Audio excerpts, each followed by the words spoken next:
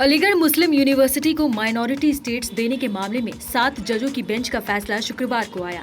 हालांकि ये फैसला सर्वसम्मति से नहीं बल्कि 4:3 के अनुपात में आया है। फैसले के पक्ष में CJI justice Khanna, justice Pardiwala, justice Manoj Mishra एकमत रहे।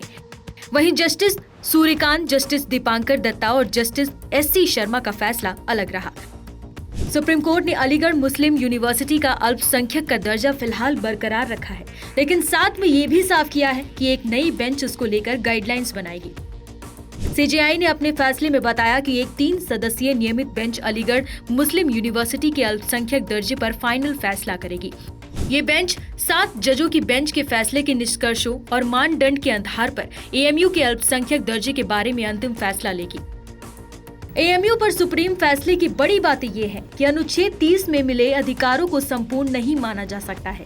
धार्मिक समुदायों को संस्थान बनाने का अधिकार है।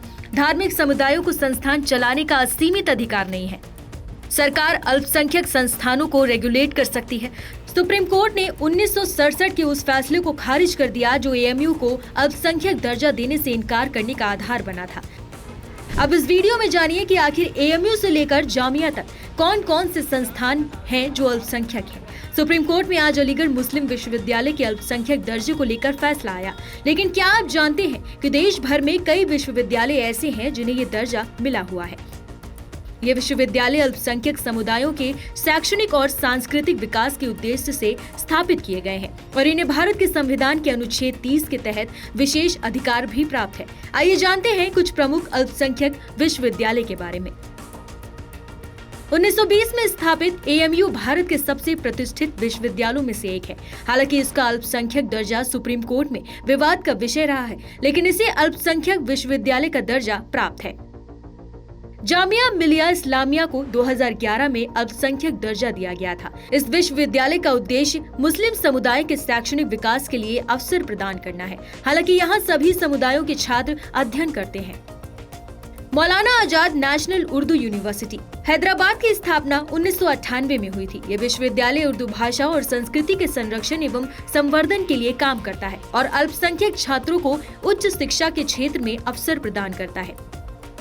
हमदर्द विश्वविद्यालय नई दिल्ली की स्थापना 1989 में की गई थी। हमदर्द विश्वविद्यालय को मुस्लिम अल्पसंख्यक दर्जा प्राप्त है।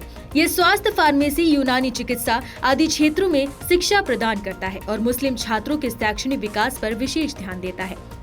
नई दिल्ली में स्थित जीसस एंड मैरी कॉलेज और दिल्ली में मौजूदा सेंट स्टीफेंस कॉलेज को अल्पसंख्यक संस्थान के रूप में मान्यता प्राप्त है। ये संस्थान क्रिश्चियन समुदाय के शैक्षणिक विकास के लिए प्राथमिकता देते हैं, लेकिन अन्य समुदायों के छात्र भी अध्ययन करते हैं।